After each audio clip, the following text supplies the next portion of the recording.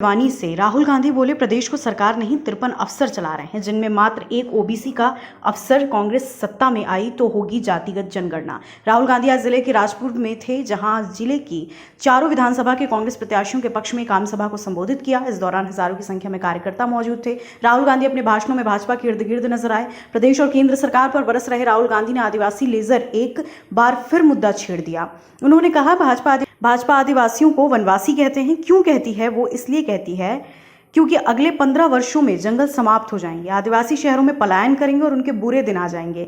इतना ही नहीं, राहुल गांधी ने कहा कि भाजपा वाले नहीं चाहते कि आदिवासी के बच्चे पढ़ें, बड़े बने और बड़े बड़े सपने देखें, इसलिए ये कहते हैं कि अंग्रेजी नहीं पढ़ना। मैं कहता हूं, जब हिंदी पढ़ रहे हैं तो अंग्रेजी क्यों नहीं? कभी विदेश गए या बड़े ओहदे पर गए तो इंग्लिश में बुराई, लेकिन ये नहीं चाहते कि आदिवासियों के बच्चे पढ़े लिखें, बड़े बने। राहुल ने कहा कि छग में खुशहाली है, मध्य प्रदेश में भ्रष्टाचार राहुल ने सरकार के बनेगी तो बेरोजगारी खत्म करेंगे, प्रदेश में खुशहाली लाएंगे। राहुल ने कहा कि जातिगत जनगणना जरूरी हो गई, इसके सबको पता चलेगा किसके लिए क्या है। अभी किसी को कुछ पता नहीं। प्रदेश को सरकार नहीं 53 अफसर चला रहे, जिनमें एकमात्र अफसर ओबीसी का है, लेकिन वो मात्र 33 पैसे देने पर निर्णय कर पाता है, इसलिए बदलाव जरूरी है।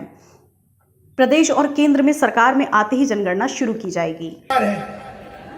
भाइयों और बहनों, अगर पिछड़ों की सरकार है तो नरेंद्र मोदी और शिवराज चौहान जाति जनगणना से इतना क्यों डरते हैं?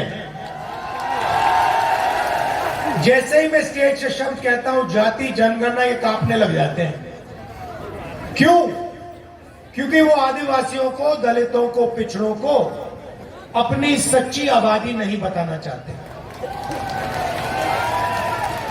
भाइयों और बहनों, मध्य प्रदेश को 53 अफसर चलाते हैं। मेरे पास यहां पे आंकड़ा पड़ा हुआ है मेरे सामने, मैं बताता हूं आपको।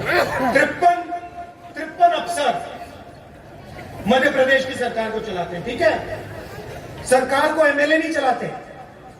हर बच्चा आईएएस की पढ़ाई क्यों करता है? क्योंकि वो जानता है सरकार को आईएएस के लोग चलाते हैं, आईपीएस के लोग चलाते हैं। तो 53 लोग मध्य प्रदेश की सरकार को चलाते हैं। और अगर 100 रुपए खर्च होते हैं तो 33 पैसे आप खर्च करते हो। कैसी भागीदारी हुई? शर्म की बात। और जब मैं ये मुद्दा उठाता हूं, बीजेपी सारे के सारे लोग चुप हो जाते हैं। नरेंद्र मोदी ने तो नई बात बोलनी शुरू कर दी। नरेंद्र मोदी जी ने कहा, भाइयों और बहनों, हिंदुस्तान में एक ही जात है, गरीब और कोई जात ही नहीं है। पहले हर भाषण में कहते थे मैं ओबीसी हूं, ओबीसी हूं, ओबीसी हूं। अब मैंने जाति जनगणना की बात शुरू की, कहते हैं भैया हिंदुस्तान में कोई बात जात नहीं है, एक ही जात है, गरीब। क्यों? क्योंकि ये जाति जनगणना नहीं कराना चाहते, और आपकी कितनी आबादी है और आपको कितना हक मिलना चाहिए वो आपको नहीं बताना चाहते। इससे बड़ा भाइयों और बहनों हिंदुस्तान में कोई मुद्दा नहीं है। और ये जिस दिन जाति जनगणना हो गया और आंकड़े आ गए, उस दिन पिछड़ों, दलितों और आदिवासियों की नई तरीके से कहानी लिखी जाएगी हिंदुस्तान में।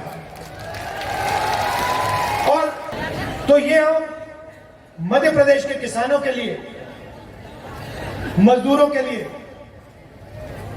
आदिवासियों के लिए करना चाहते हैं। अच्छा भैया, एक बात बताइए, ये मध्य प्रदेश में भ्रष्टाचार के बारे में थोड़ा बताइए मुझे। ये शिवराज सरकार कितना कमीशन लेती है? 50% कमीशन लेते हैं। अच्छा, ये आपने देवेंद्र तोमर लड़का है, इसका वीडियो देखा आपने? देखा? मोदी जी ने इस पर कोई कार्रवाई की? कोई सीबीआई लगी, ईडी लगी, इनकम टैक्स लगा उस पर? यहां पे जो बच्चों को स्कूल में खाना दिया जाता है उसका पैसा इन्होंने लूटा। मध्य प्रदेश पहला प्रदेश है जहां पे मरे हुए लोगों का इलाज होता है अस्पताल में। और सबसे बड़ा स्कैम, हाँ, तो ओबीसी के अफसर सिर्फ 33 पैसे का निर्णय लेते हैं। मतलब ओबीसी की मध्य प्रदेश की सरकार में कोई भागीदारी नहीं है, कोई भागीदारी नहीं है। चलिए आदिवासियों की बात करते हैं। 53 अफसर में से आदिवासी अफसर कितने? शाबाश, 2 अफसर आदिवासी हैं। अच्छा,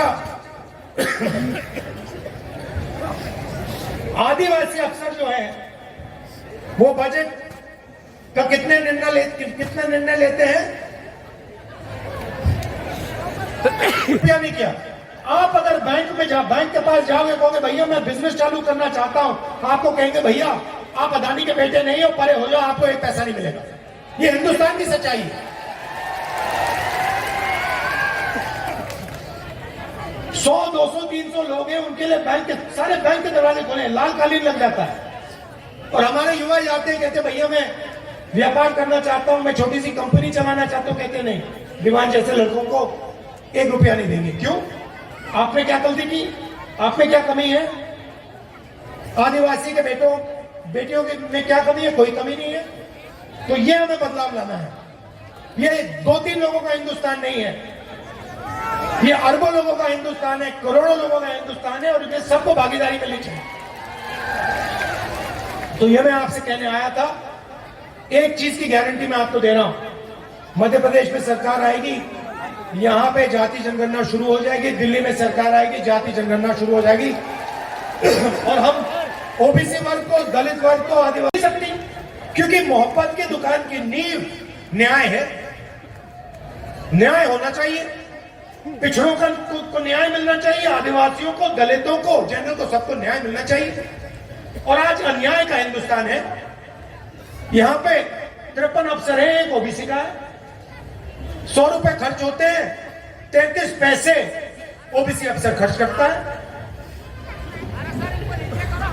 इसीलिए मैं कहता हूं मोहब्बत की दुकान खोलनी है, और सब वर्ग को न्याय मिलना चाहिए, हर वर्ग को न्याय मिलना चाहिए, कोई पीछे ना रहे।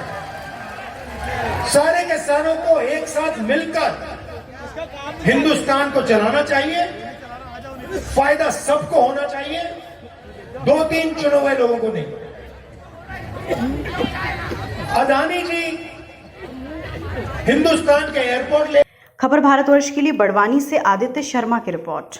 अपने शहर, अपने प्रदेश की ताज़ा खबरों के लिए लाइक करें, शेयर करें, सब्सक्राइब करें और हाँ, बेल आइकन दबाना ना भूलें, क्योंकि खबर हमारी, फैसला जनतंत्र का।